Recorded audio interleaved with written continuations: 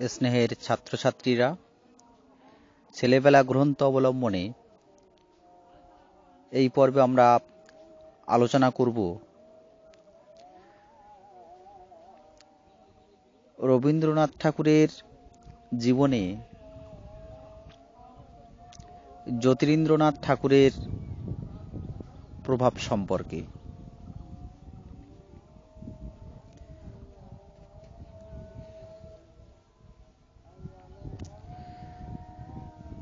1940 খ্রিস্টাব্দে লেখা ছেলেবেলা রবীন্দ্রনাথের প্রায় 80 বছর আগে ফেলে আসা বাল্যকালের কথা। একথা আমরা আগেই জেনেছি। এই ছেলেবেলার কথা বলতে গিয়ে সেজন্য খুব স্বাভাবিকভাবেই উঠে এসেছে সেই সময়কার ঠাকুরবাড়ির পরিবেশ ও তার চারপাশের মানুষজনের কথা, আত্মীয় পরিজনের কথা, একান্ত নিকটজনের কথা। মানুষের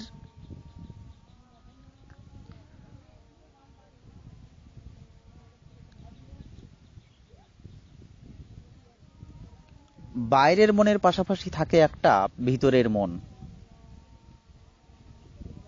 চেতনার একান্ত গভীরে, অবচেতনে।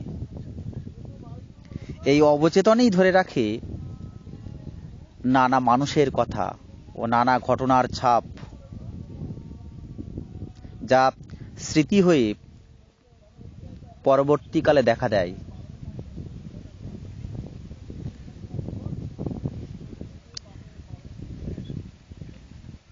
রবি ঠাকুরের ছেলেবেলাতেও এই স্মৃতির সেই সহজ পথ ধরে এসেছে বেশ কিছু কাছের মানুষের প্রসঙ্গ, যারা ছিলেন কবির, রবি ঠাকুরের একান্ত আপন, রক্তের সঙ্গে সম্পর্কযুক্ত, যারা ছিলেন কবির আত্মার আত্মীয়। এই আপনজনদের মধ্যে উল্লেখযোগ্য হলেন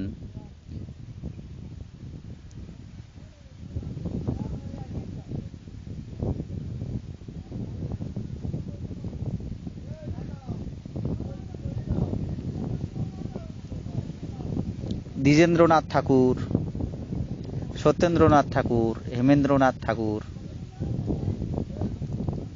সর্বোপরি জ্যোতিরিন্দ্রনাথ ঠাকুরের প্রসঙ্গ। এই জ্যোতিরিন্দ্রনাথ ঠাকুর বালক রবীন্দ্রনাথের জীবনে গভীর প্রভাব ফেলেছিল, অমোঘ প্রভাব বিস্তার করেছিল। জ্যোতিরিন্দ্রনাথ ঠাকুর ছিলেন প্রথমত রবীন্দ্রনাথ ঠাকুরের দাদা। 19 শতকের সঙ্গীত ও নাটকের ইতিহাসে জ্যোতিরিন্দ্রনাথ ঠাকুর ছিলেন একটি উল্লেখযোগ্য নাম। তিনি সমকালের পাশ্চাত্য নাট্যাদর্শের রূপ ও রীতিকে অবলম্বন করে ইতিহাস, দেশাত্মবোধ ও সামাজিক সমস্যাকে কেন্দ্র করে একাধিক নাটক লেখেন। তার উল্লেখযোগ্য কতগুলি প্রহসন লক্ষ্য করা যায়, যেমন অলীক বাবু, খুব নামকরা প্রহসন, হঠাৎ নবাব, দায়ে পড়ে দ্বার গ্রহ,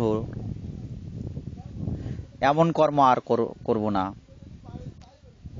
এরকম প্রখ্যাত সব নাম করা প্রহসন আমরা জ্যোতিরিন্দ্রনাথ ঠাকুরের নামে দেখতে পাই। তার লেখা অনেকগুলি অনুবাদমূলক নাটকও আমরা লক্ষ্য করি, যেমন উত্তরচরিত, অশ্রুমতি। যদিও অশ্রুমতি নাটকটি একটা মৌলিক নাটক। যাই হোক, আসল কথা, আমাদের আলোচনার কথায় আসি। রবীন্দ্রনাথ অর্থাৎ বিশ্বকবি করে তোলার পিছনে সমগ্র অগ্রজদের মধ্যে, অর্থাৎ রবীন্দ্রনাথের বাড়ির অর্থাৎ ঠাকুর বাড়ির রবীন্দ্রনাথের যেসব বড়রা ছিলেন, দাদারা ছিলেন, তাদের মধ্যে জ্যোতিরিন্দ্রনাথের ভূমিকা সবচেয়ে উল্লেখযোগ্য। সর্বাপেক্ষা বেশি ভূমিকা ছিল জ্যোতিরিন্দ্রনাথ ঠাকুরের। বালক রবীন্দ্রনাথের বাঁধনের সব শিকল কেটে তাকে একেবারে মুক্তির জগতে ও আনন্দের জগতে এনে দাঁড় করান এই জ্যোতিরিন্দ্রনাথ ঠাকুরই। তাই রবীন্দ্রনাথকে আমরা দেখি বারে বারেই তার একাধিক গ্রন্থে এই জ্যোতি দাদাকে স্মরণ করেছেন দ্বিধাহীনভাবে।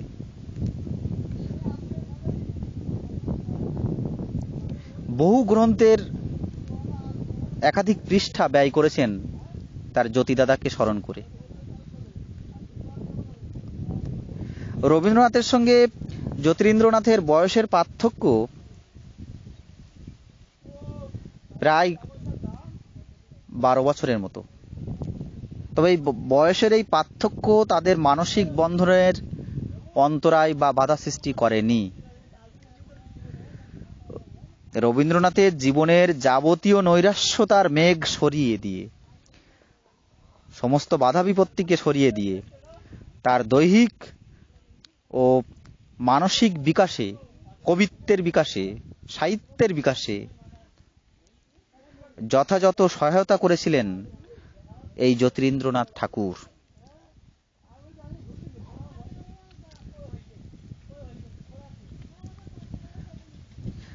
রবীন্দ্রনাথের ক্লান্তিকর একঘেয়েমির জীবনে বৈচিত্র্যের আস্বাদ এনে দিয়েছিলেন এই জ্যোতিরিন্দ্রনাথ ঠাকুর। তখন ঠাকুরবাড়ির বাইরের মহলে ছিল পুরুষদের অধিকার, আর অন্দরমহলে ছিল নারীদের অধিকার। এই অন্দরমহলে পুরুষদের প্রবেশ ছিল নিষিদ্ধ। ঠাকুরবাড়ির ভিতরের ছাদে মেয়েদের অগাধ স্বাধীনতা ছিল, তবে সেখানে পুরুষদের যাওয়ার উপায় ছিল না। ঠাকুরবাড়ির তেতলার চিলেকোঠার ঘরে থাকতেন রবীন্দ্রনাথের পিতা প্রিন্স মহর্ষি দেবেন্দ্রনাথ ঠাকুর। তিনি জোড়াসাঁকোর বাসা ছেড়ে চলে গেলে চিলেকোঠার সেই ঘরটিতে থাকতে শুরু করেন এই জ্যোতি দাদা, রবি ঠাকুরের জ্যোতি দাদা। আর সেই সঙ্গে সঙ্গে ঠাকুরবাড়ির দীর্ঘদিনের একটা প্রচলিত বাঁধন যেন একেবারে উন্মুক্ত হয়ে যায়, খুলে যায়। তার সঙ্গে প্রকৃতির জগতে এবং মানব জগতে আসে নানা পরিবর্তন। জ্যোতিরিন্দ্রনাথ এই তেতলার ঘরে স্থান নেওয়ার সঙ্গে সঙ্গে ঠাকুরবাড়িরও পরিবর্তন এলো। ছেলে মেয়ের বিভেদের বেড়াজাল একেবারে ভেঙে গেল। যেটা এতদিন পৃথক ছিল, সেই দেওয়াল, ছেলে এবং মেয়েদের যে দেয়াল, সেই দেওয়ালটা উন্মুক্ত হয়ে গেল। রবি ঠাকুরের কথা দিয়েই বলা যায়, এইবার আমরা নির্জন বেদুইনি ছাদে শুরু হলো আর এক পালা। এলো মানুষের সঙ্গ, মানুষের স্নেহ, সেই পালা জমিয়ে দিলেন আমাদের জ্যোতি দাদা। অর্থাৎ এই যে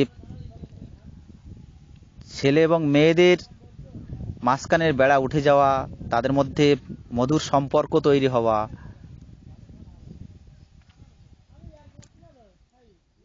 এই যোগাযোগের কেন্দ্রে ছিল জ্যোতিরিন্দ্রনাথ ঠাকুর।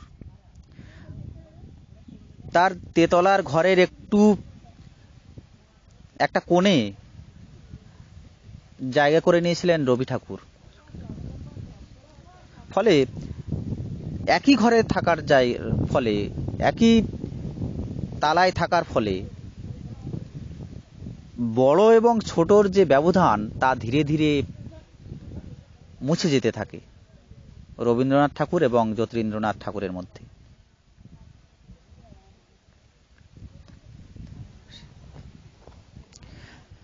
জ্যোতিরিন্দ্রনাথের রবি ঠাকুরের লেখক সত্তাকে বুঝে নিতে খুব একটা বেশি দেরি হয়নি রবি ঠাকুরের শিল্প সত্তাকেও বুঝে নিতে। এই জ্যোতিদাদা বেহালা বাজাতে শুরু করতেন, আর সঙ্গে সঙ্গে রবীন্দ্রনাথও চড়া সুরের গান ধরতেন।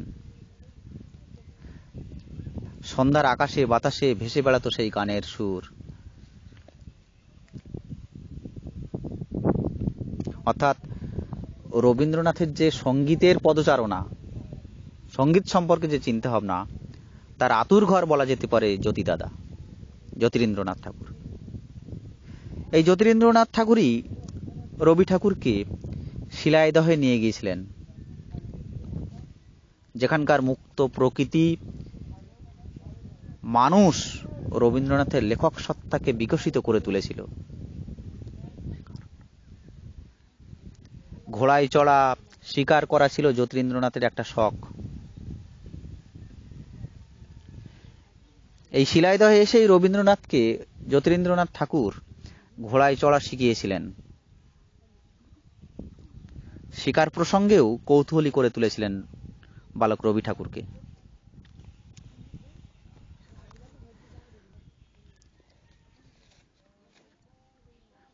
এই শিকার প্রসঙ্গে একটা কথা না বললেই নয়, ওস্তাদ শিকারী বিশ্বনাথকে নিয়ে জ্যোতিরিন্দ্রনাথ ঠাকুর প্রায়ই শিকারে বের হতেন। এই শিকারের প্রসঙ্গে পাশাপাশি ছেলেবেলা গ্রন্থের 11তম অধ্যায়ে জ্যোতিরিন্দ্রনাথের স্বদেশী জাহাজি চালানোর ব্যবসায় ফেল পড়া এবং কাদম্বরী দেবীর মৃত্যু প্রসঙ্গ এসেছে। এই কাদম্বরী দেবীকেও ঘোড়ায় চড়া শিখিয়েছিলেন রবীন্দ্রনাথ। কাদম্বরী দেবী ছিলেন জ্যোতিরিন্দ্রনাথ ঠাকুরের স্ত্রী, অর্থাৎ রবি ঠাকুরের বৌদি।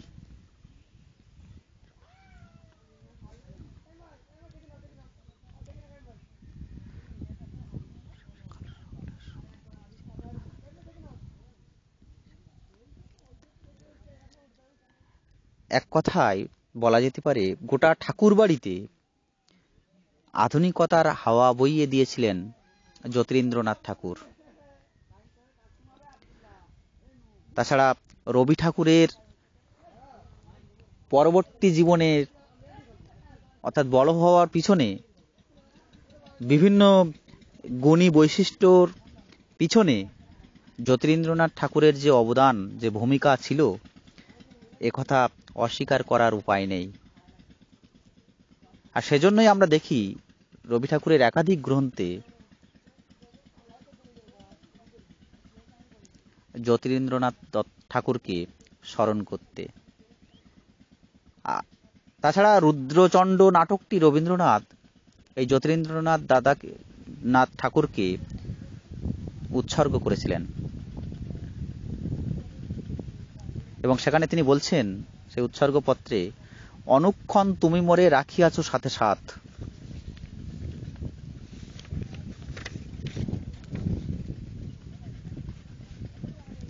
জ্যোতিরিন্দ্রনাথ ঠাকুর যে রবীন্দ্রনাথের মনে সর্বদা বিরাজমান ছিলেন, এ থেকেই আমরা সহজেই বুঝতে পারি। এবারে আমরা আলোচনা করব ঠাকুরবাড়ির অন্দরমহলের পরিচয় সম্পর্কে। ছেলেবেলা গ্রন্থে ঠাকুরবাড়ির অন্দরমহলের চিত্র বেশ পরিপূর্ণভাবে ফুটে উঠেছে।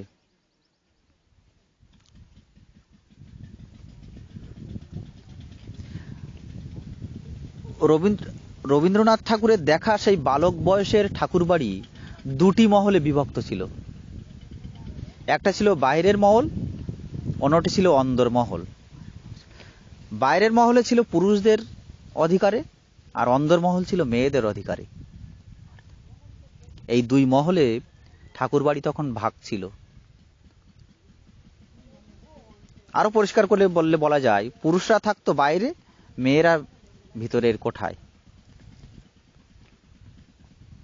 মেয়েদের বাইরে বের হওয়া তখন ছিল নানা বাধা নিষেধ। অবাধ বাইরে বিচরণ করতে মেয়েরা পারত না, বিশেষ করে ঠাকুরবাড়ির মেয়েরা। রবি ঠাকুরের স্মৃতিচারণায় এসব কাহিনী, এসব ঘটনা সুন্দরভাবে ধরা পড়েছে। কোনো মেয়ে হঠাৎ যদি কোনো পরপুরুষের সামনে পড়ত,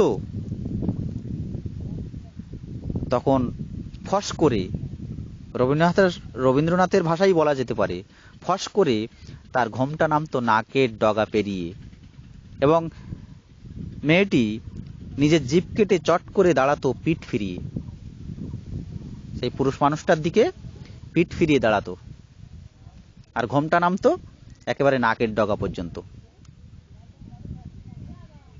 আর জিভ কেটে চট করে সে যে অবাক হয়ে গেছে, বিস্ময়িত হয়েছে, সেটাই যেন এখানে প্রমাণ করেছে। ঠাকুরবাড়ির তখন নানান বিধিনিষেধের ঘেরাটোপে বাধা ছিল। বাইরের মহল থেকে অন্দরমহলে যাবার সরু পথের আবরু রাখতে খড়খড়ি ব্যবহৃত হতো। অন্ধকার সেই পথের উপরে ঝুলতো মিটমিটে আলোর লণ্ঠন। মেয়েদের বাইরে যাওয়ার প্রয়োজন হলে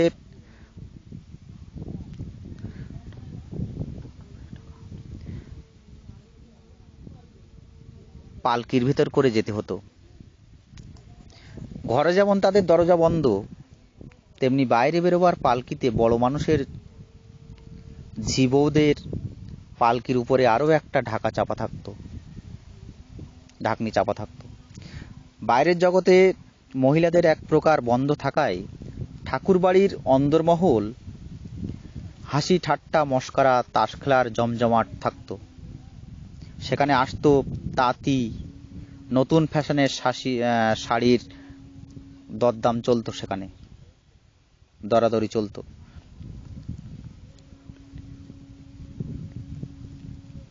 তাছাড়া আরো একটা জিনিস দেখতে পাই, রবীন্দ্রনাথের মাথা ঠাকুরুন তার খুড়িকে নিয়ে মস্ত একটা তক্তপোষের উপর বসে তাস খেলতে বসতেন, আর রবি ঠাকুরের দিদিমা শোনাতেন নানা সব রসালো রূপকথার গল্প।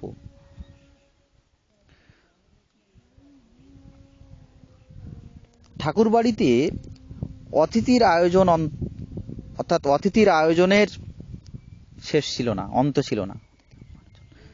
এই অতিথি আপ্যায়নের জন্য বাইরের মহলে যেমন তামাক সাজার ধুম পড়ে যেত, পান তামাক সাজানোর একটা ব্যাপার থাকতো, ঠিক তেমনি অন্দরমহলে সকাল থেকে মেয়েরা বসে যেত পান সাজাতে। মা সারদা দেবী কুস্তি করে আসা মাটি মাখা ছেলেদের পরিষ্কার করতে ব্যস্ত হয়ে পড়তেন। ছেলেদের রক্ত যাতে খারাপ হয়ে না যায় সেজন্য কমলা লেবুর খোসা, বাদাম ও অন্যান্য দ্রব্যের সংমিশ্রণে গড়া মলম দিয়ে ছেলেদের শরীর পরিচর্যা চালাতেন নানা ছুটির দিনে। এগুলি সব অন্দরমহলের ঘটনা। ঠাকুরবাড়ির অন্দরমহলের এই জীবনযাত্রার ঘর ছাড়িয়ে ছাদ পর্যন্ত বিস্তৃত ছিল। গল্প, কাজ, হাসি ঠাট্টা, তামাশা ঘরে যেমন চলতো তেমন চলতো ছাদের উপর। রবীন্দ্রনাথের মা সন্ধেবেলা ছাদের উপর মাদুর পেতে বসে সঙ্গিনীদের নিয়ে গল্প করতে বসতেন। অন্দরমহলের অধিকার ছিল মেয়েদের, যেটা আগেই বললাম। মেয়েদের এই অন্দরমহলের মধ্যে পুরুষদের প্রবেশ একেবারেই নিষেধ ছিল, মানা ছিল।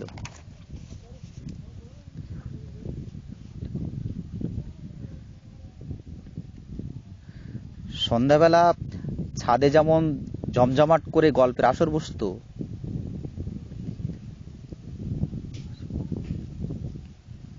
এখানে অনেকে বড়ি দিত, কেউ বা লেবুর জার বসাতো রোদে।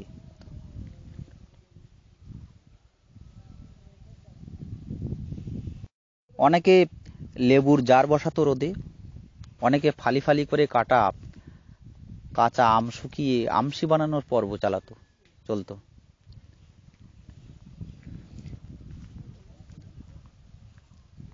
রোদে গরম হয়ে ওঠা সর্ষের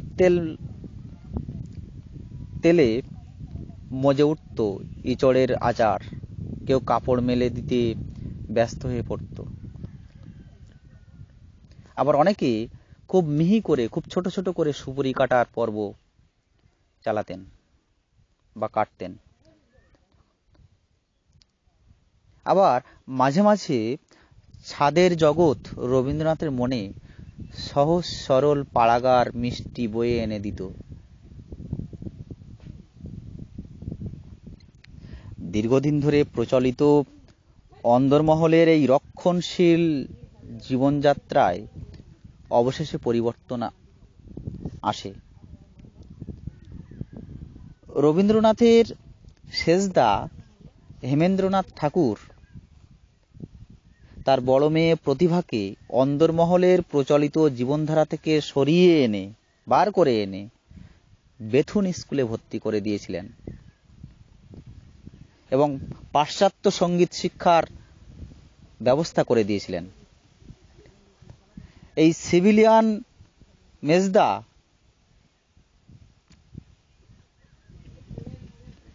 সত্যেন্দ্রনাথ ঠাকুর স্ত্রী জ্ঞানদানন্দিনীকে আধুনিক পোশাকে সজ্জিত করে নিজ কর্মস্থল বোম্বাইয়ে নিয়ে চলে গিয়েছিলেন।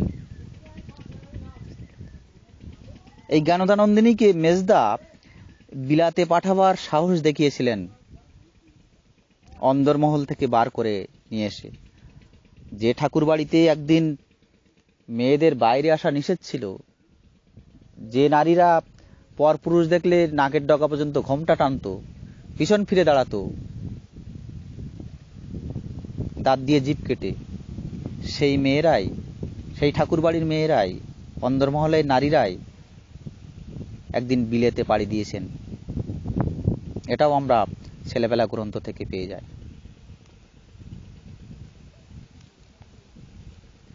নতুন বৌঠান অর্থাৎ যতীন্দ্রনাথ ঠাকুরের স্ত্রী কাদম্বরী দেবী অন্দরমহলে পুরুষদের প্রবেশের নিষেধাজ্ঞা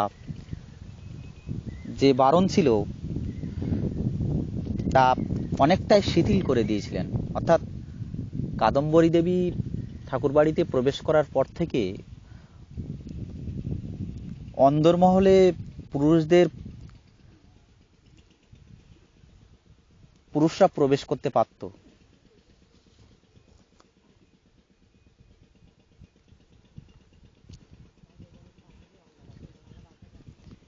আবার যতীন্দ্রনাথ ঠাকুরকে আমরা দেখি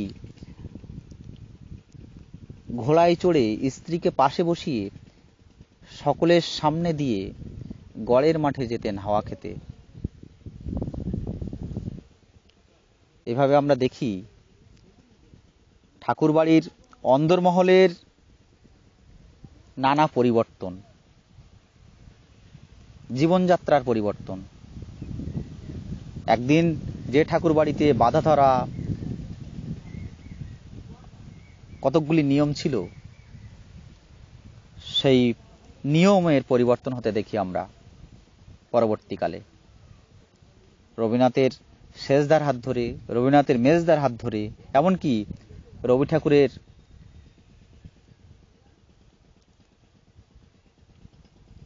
বন্ধু দাদা যতীন্দ্রনাথ ঠাকুরের হাত ধরে এবং তার স্ত্রী কাদম্বরী দেবীর হাত ধরে ঠাকুরবাড়ির অন্দরমহলের জীবনযাত্রার, চালচলনের, আচার ব্যবহারের দীর্ঘদিনের সংস্কার ধীরে ধীরে আমরা পরিবর্তন হতে দেখি। যাই হোক, রবীন্দ্রনাথ ঠাকুরের ছেলেবেলা গ্রন্থ অবলম্বনে রবীন্দ্রনাথের স্মৃতির পথ বেয়েই আমরা ঠাকুরবাড়ির অন্দরমহল সম্পর্কে এইরকম কিছু পরিচয় পেয়ে থাকি। যাই হোক, আজকের আলোচনা এ পর্যন্তই।